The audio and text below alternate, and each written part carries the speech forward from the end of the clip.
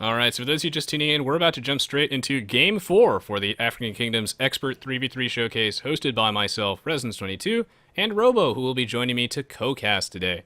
This is Game 4 in the Best of 5 series, and the goal of these matches is to show us how the top Age of Empires 2 experts will play the brand new expansion. For Game 4, we're going to be doing Regicide Fortress. Unfortunately, we have to actually do the standard fortress map because all the custom random maps don't work for no reason. And one thing I'm very excited about, of course, is the draft here, which I'll flash on the screen really briefly. The important thing here to note is, one, I think the Malians will be a huge power play. I also have no idea how the Incas actually fits into Rain's draft, so I'm looking forward to this one. Let's do this. Oh, and it's worked this time. Oh, man. All right, to mix it up, how about I introduce the Rain team, and then you can introduce NC. So we got Barles in the left side of the map. He will be playing as the purple and or pink Mayans. A little bit above him, we have Spring playing as the yellow Berbers, and on the bottom flank of their team, we have Kongan's God playing as the gray Incas. And versus Kong, we have Nili playing as the Malians in red. Their pocket civ is Pedro as the Spanish, which is quite a good civ with their Spanish conquistadors, very strong in the Castle Age. And then the right-hand flank is Andorin playing as the Slavs. I've got my eye on this Inca pick, man. Like, there is a lot of weird things that you could do with this. I don't think we're going to see a Dark Age Trush for the stone bonus, but we'll have to see. I think, though, that this game will really more or less revolve around the Malians pick from Neilpfert here, as in the late game, those champions with the extra pierce armor and the halberdiers as well, they're essentially Huskarls with better combat stats, and it's going to be very difficult, I think, for the opposing team to deal with that. They do have answers in their own champions and slingers, and Incas versus Malians, I imagine, isn't a terrible matchup. I wonder if we'll see Gabitos or Camel Archers, though. I think Camel Archers are expected just for their raiding potential, and Gabitos, they're a little bit slower. So they're going to be a lot harder for them to get around the map and be able to do any raiding. Well, speaking of harder to get around the map, Kongan's God's gate is pretty bad. That is an unfortunate sight to behold. His gate at the front is actually not an exit to his base, so if he wants to push out there, he's going to have to build another gate or walk all the way around or delete a hole, so it's going to be really annoying.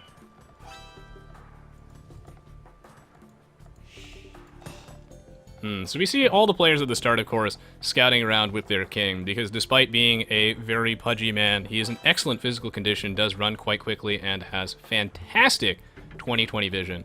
Very good line of sight, although Spring going to put him back in his castle to try and avoid running him in there and just dying. The Incan king just running past Nilford's base. Damn, that is a beautiful model. Look at it go. He's not even fat. Why does he get a special king? Does the African guys get a special king? Yeah, they actually do. We saw Spring running around with that a little bit earlier. The Inca's king is actually in remarkably good physical shape. Wow. This is impressive. Oh, look at him go. That's how I run in real life. You got the full walking stick as well? Oh, yeah. I move my arms that fast, of course. This is going to be a great one. I'm really looking forward to seeing how the Incas versus Malians play out. And the Slavs, too. We might not see that much Slavic Boyar play, because they don't make, I guess, the greatest sort of raiding unit on Regicide Fortress, because you can't really get past those walls. But maybe. The Boyar are a very strong unit. Essentially, they are... You can kind of consider them to be like a paladin with, you know, more Dur armor, so they're more resistant versus melee units, but weaker to ranged units. Oh, they're still not a bad unit. Not at all. Like they have their uses, most certainly. And even though they have one less pierce armor, they are still pretty good against those ranged units. Kongan's God luring his boar with his Eagle Scout. One of the more annoying parts of playing Fortress, of course, is actually luring that boar. It's going to be close, but he will be able to secure it right underneath the town center. Solid lure. And also, the Incan free llama would actually be quite useful in this map, I feel. Because normally there are no sheep whatsoever on this map. So, one free sheep, that's a big deal, right? All that extra scouting you could get with that. And the llama actually has slightly better line of sight than a sheep does. Oh, if you're looking for the African Kingdom specific king, if you look into Pedro's base, Neilpfert doing a little bit of sightseeing, hanging around that town center for some reason. I'm not entirely sure why he's there. Oh, he's in that castle. He's in Pedro's castle. So he's, I guess, like, Nilfgaard is a little bit concerned that his castle is just too far forward, and he doesn't want to risk it, so he's hanging on Pedro's castle. 2 kings together. Oh, well, imagine if they went for a king snipe on blue and they got 2 kings. That would be unfortunate. Speaking of unfortunate, Kongens God here, not used to the ridiculous HD lag that we've had since African Kingdoms, trying to lure this boar all the way over here without loom is going to be tricky business. That villager will die. Oh, that was bad. The boars and elephants in this series so far have slain so many poor innocent villagers. And the problem with RF is you don't start off with any gold, so you can't do loom to help you get a really bad boar. Yeah. Which is generally the reason why most people will lure with their scout. Because they don't want to risk getting their king, sorry, not their king, their villagers killed by... The boar, yeah. Yeah. Kongens guy couldn't do that, unfortunately, because his original scout was just so very low on HP after the first lure, so he is in an unfortunate situation. Meanwhile, everyone else's king still scout. He could have jumped in his town center to heal up for a little bit if he'd wanted to. Yeah, you're right. He's up to 33 HP off that passive regen, so I guess he just didn't really want to wait that long. Possibly, but I think it probably would have been a much wiser choice judging from where that boar is. At the least, he should have deleted a wall near his castle for a slightly smaller lure. Trying to go all the way around that sort of extended wood line. Yeah, I'd have to agree with you. Of course, everything is easier in hindsight, though. Everybody moving on their way up to the feudal age and then transitioning into the castle age after that. They're also very easily defended thanks to these watchtowers, castles, and stone walls, so might as well just go straight to the castle age. And wow, these kings juking the watchtower shots. It looks like Pedro has it stable, so maybe he's going to be going for some sort of knight play. I think that is mostly just for bloodlines. Oh, no, you make a good point. Yeah, he's Spanish. Okay, so he's getting bloodlines, so he'll have an extra 20 HP. Yeah, I forgot he was Spanish there for a minute. I wonder if we'll see Boyars here. What do you think?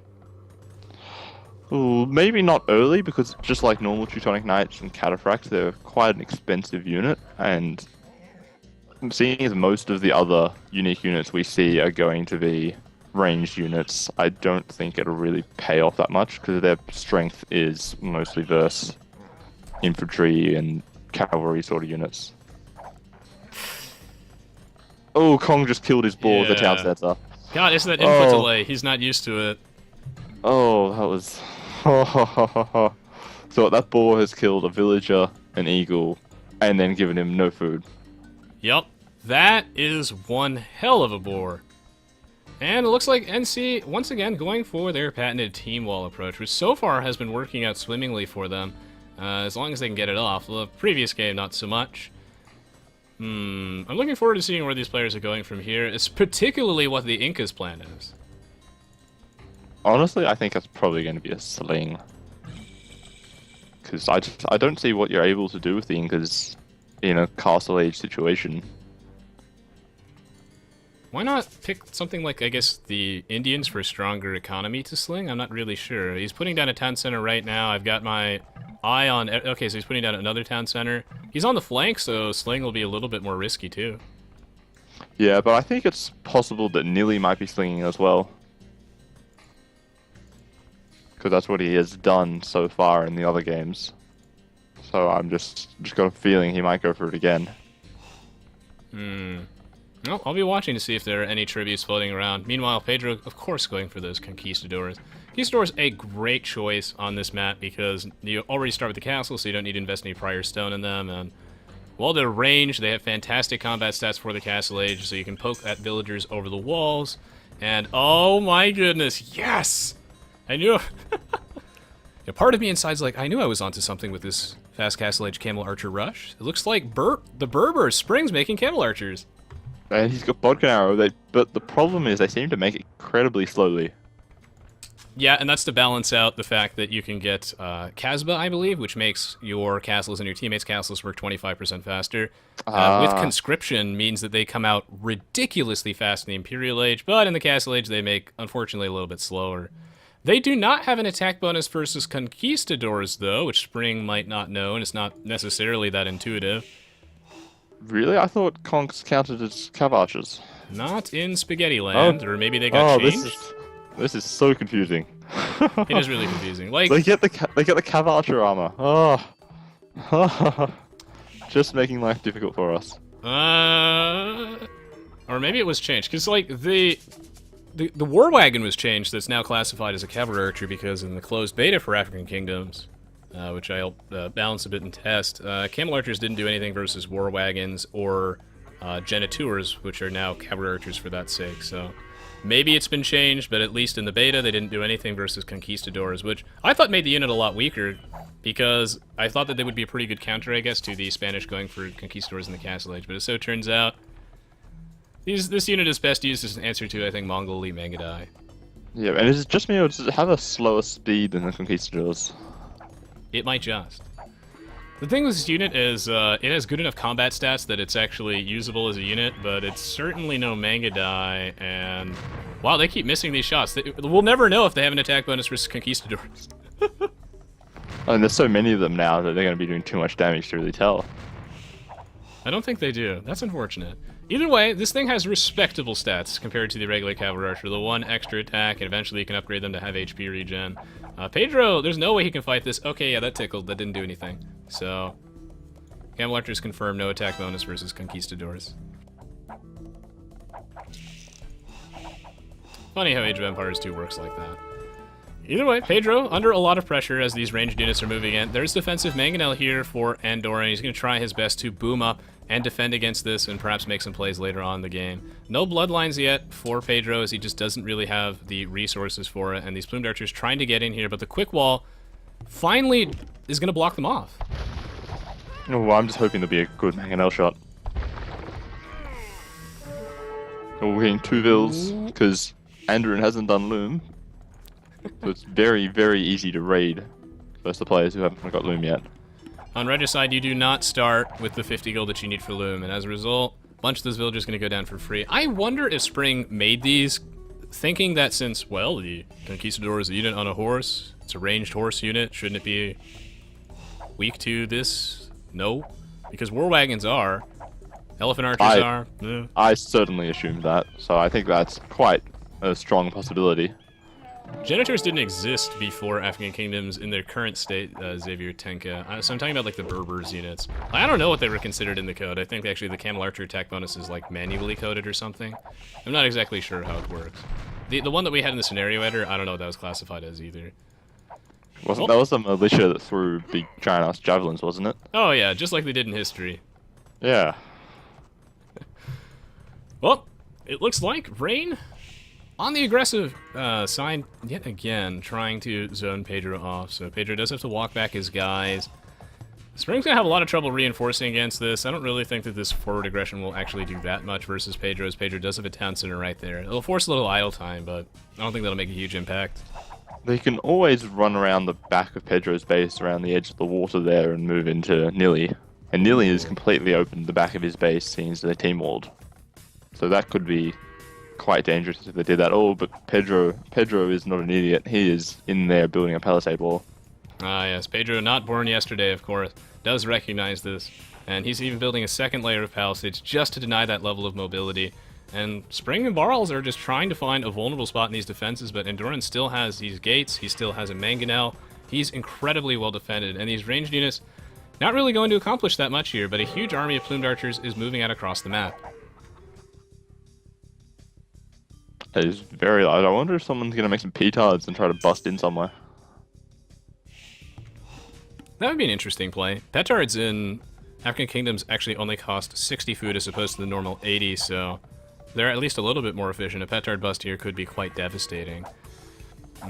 Spring sort of desperate, kind of he's resorted to focus firing on the walls. They're just looking for places to harass, and they're just not able to find really anything. No, yes. NC has been very smart so far. They're walling. Oh, and Andrin has just slung Nili. Oh, the Slav is slinging the Malian. This is the type of thing I was definitely thinking during the draft, is that if we can get the Malians off to an incredibly strong start, if they get slung, perhaps buy the Slav player, who is definitely free to transition to something later on if they so need to. Giving Nilpfaert that massive head start could snowball the entire game. Those Malian champions are really difficult to deal with if they're backed up with a little extra money. Oh, and their army that was in the back of the NC base is just being killed off by conks pretty much. So all those resources that are invested in army is just being completely wasted. Well, Barles will be able to get another snipe actually at the front of Andorran's base, but really that's not going to matter at all. Will this mangonel shot be big? That's pretty good. Oh, that was a pretty good shot. But to be honest, at this stage of the game, picking up 1 or 2 vills here and there is kind of just like small change really, because everyone's on at least 3 town centers. Yeah, it's not going to make a massive difference. Yeah, you need to kill a good 5, 6, 7, 8 vills to really affect someone's economy. Even though the Camel Archers, I guess, don't have an attack bonus versus Conquistadors, I think this unit at least has some potential due to its strong combat stats. It's just a decent unit. I don't think it's terrible against Conquistadors, but we'll have to see, playing around with the new civs more to really know for sure. Ooh, I was just thinking that if Andorran deleted that stone wall on the far right-hand side, Spring could transport in. That'd be really funny to actually see that in action. I mean, this is one of the downsides, or upsides, I suppose, of playing on the standard fortress map, is that there's water here. There's no fish in the water, but you can actually use it for transport purposes if you so desire. It probably wouldn't be effective at all, but it'd be funny for the lols just suddenly 15 or so units popping up in the enemy base somewhere they don't expect it. Another castle coming down for Kongan's God. A bunch of barracks. Show me the Kameyuks. Oh, I'm sure he's definitely going for champions. He knows what's coming. It's not actually going to be Kameyuks. A boy can dream, but alas, it's probably... Oh no, it's Eagle Warriors. Well, that's going to be a horrible, horrible choice with champions coming from Malians. Yeah, I would say that the Incan Eagle Warriors are very underrated and normally a better option than I think popular opinion would say, due to the fact that couriers give them a lot more armor. It's going to match up really poorly, though, against these Malian champions, which are most certainly on the way for Nilpfert. And, perhaps the Incan champions would have been a little bit better choice here. Maybe you back them up with a few slingers, which still do a little bit of damage. You kind of need champions to deal with the really high pierce armor and relatively, I guess, weaker melee stats of the Malian champion, because they don't have blast furnace. And it's not like you can do the standard Miso thing where like you get your plumed archers to come in and help, because these Malian champions, they've got 8 pierce armor. And they're not going to take any damage whatsoever. Yeah, so the Malian player is pretty much useless in helping Kong out at the moment. And the exact same thing with Spring making Camel Archers. They do nothing versus these champions. Well, all you people who've been playing plenty of African Kingdoms recently are about to get triggered. Here comes the Malians Imperial Age champions. Look at that pierce armor, 1+7, so many capped rams. Here comes the Mayan plumed archers, the traditional counter to infantry type units. Ze goggles, ze do nothing. He must retreat. Well, I guess if he's got the time, he could just micro for days and days and just pick them off one at a time. Wow. As he is trying to do. Look at the tiny amounts of damage he does. Spring pausing the game, strategic... Oh no, that was Nilpfert who's pausing the game. That was Nilly. Yeah. He's trying to take it all in right now, of course. So much, so much power. I think he's using this pause so that Barles will ruin his micro, and then all the champions will swarm them. That would be really funny. Unlimited power! He doesn't even have the champion upgrade yet, but he doesn't really need it. Look how little damage these guys actually take from those elite plumed archers. The only way really to deal with the Malian champions and halberdiers is generally to just produce stronger melee units than them. Now, cavalry units, similar when you're playing against the Goths, can be somewhat discouraged because they can easily just mass a bunch of halberdiers, so you always have to keep that in the back of your mind, even though cavalry can be good. So you really want to be thinking about having like better champions, because the Malians lack blast furnace and they have no extra melee armor, so they will lose to that, but they don't have champions. Reds, Pedro is asking if docking is allowed. We did not say anything saying that docking wasn't allowed, did we? No, we didn't. I think it's... I mean, I'm open to your thoughts, but I imagine that it should be fine. I just didn't want them to accidentally fish in the early game. Yeah, I was just making sure that you didn't say that they weren't allowed to dock. No, I just told them not to fish. I didn't want them thinking that there was actually fish in this, like in 1.0 C, and then them being like, oh my god, my build order. Oh, yeah. Yeah, no, I understand. I just wanted to make sure that no one's going to turn around and say, oh, but you said we couldn't dock. No, just covering our bases. Yes. Hello, the Jarl of Fred. So I'm guessing this means that Andorran's going to go land spring. Yes. I mean, yeah, maybe, yeah. That would be pretty guess funny, and that could The actually work opposite out of what very I well. said. Does Rain know that they're allowed to dock as well? Well, the problem is that if I tell them that they're allowed to dock, then they know that someone's going to transport. Well, that's a really awkward position to be in, then, I suppose. Yeah, that's why I wanted to make sure that we didn't say that they weren't allowed to dock. I think we should still message them anyway, but I mean, if you want it to be fair, you can give them like a 30-second delay to make it harder. You know, just be like, oh, just to be clear, if you ever, you know, like, you can build docks. You wanted to. This is a difficult situation. I think I'll wait until someone builds a dock and then say it, Okay, that's fair. just so there's still a little bit of a surprise factor. Oh, the Jarlafred, you can see it on the screen. This is Robo. Hello. Marcus, I live in America where we have freedom from good internet, so my upload and download speed's not so great. But you know what is great? Malian champions backed up by some capped rams and trebuchets as Nilfgaard coming in here, absolutely decimating our unfortunate Incas player. Kongensgod realizing he's like, oh my god, Eagle Warriors, they do nothing.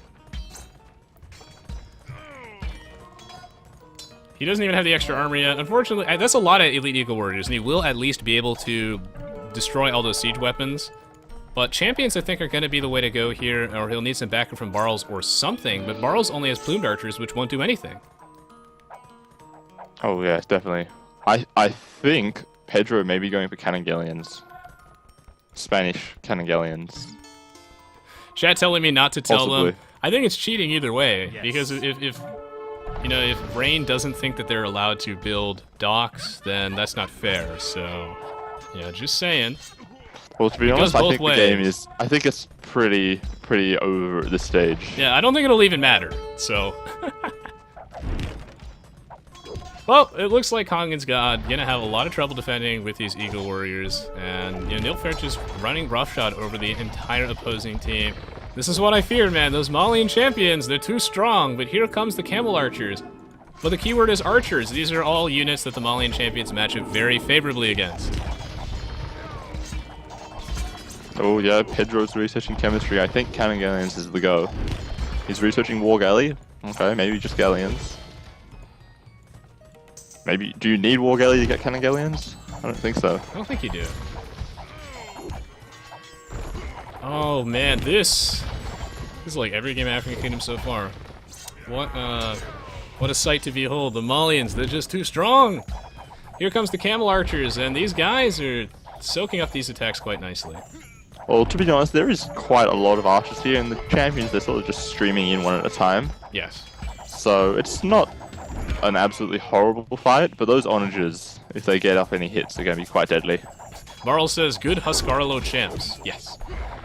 That's why I like that Nilfgaard is actually throwing in a bunch of onagers with his champions as a way to deal with all those mass range units. And they're gonna call GG! So it looks like Rain is... Yeah, that's the end of the series. So NC claiming it 3-1. Oh, those are great games. Oh, and right in time because I'm running out of voice and or energy, but they did it.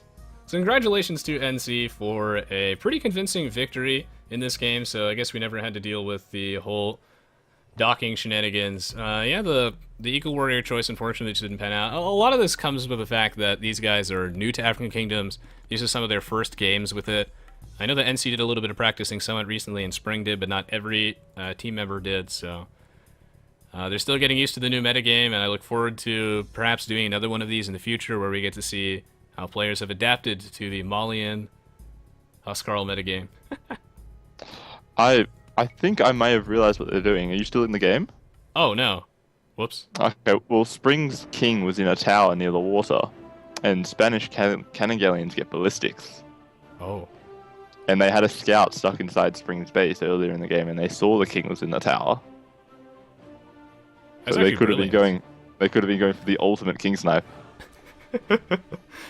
The Germans prepared for everything.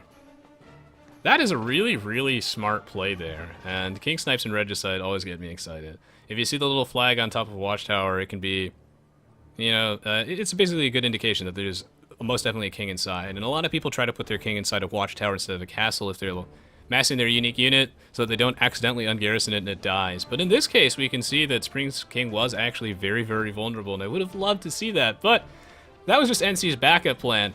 Their plan A was really strong.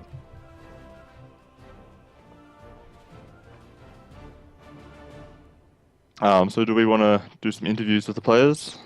Yes, let's go do that as I swing through the achievements really, really quickly. And then we'll do a really brief pause, and yeah, I'd be happy to do some interviews with NC. And we'll try and keep it somewhat short, but I'd be happy to, with NC's permission, to take a couple of questions from the Twitch chat as well. I don't want people spamming questions, though, so I might swap it to slow mode right before that. And as always, before we jump into the interview and whatnot, I just wanted to thank you guys so much for watching the entire time, sticking with us. We really, really appreciate the support. I'll be posting the VODs on YouTube soon, so keep your eyes peeled for them, and hopefully at some point I actually get to cast a tournament sometime in the afternoon. These are some really solid matches. I really enjoyed them, and yeah, if you guys are interested in more expert commentaries, plenty of that on my YouTube page. I have plenty of other just miscellaneous gameplay or informational videos and videos for other games. So thank you as well, Robo, for organizing the event and joining us. But guys, don't go anywhere, as we're about to do a interview with NC, where you guys can ask a couple questions too. Yes, we're in the Voobly TeamSpeak channel at the moment. I will go hop in there in just a moment. And in case anyone got the wrong impression, I don't think the Malians are that crazy. There are ways of dealing with them. You just have to be prepared and you have to see it coming. It's the exact same thing as the Goths, perhaps a little bit scarier. Whereas you have to have an idea, you have to have a plan for Goths Huskarls, otherwise they're gonna get you.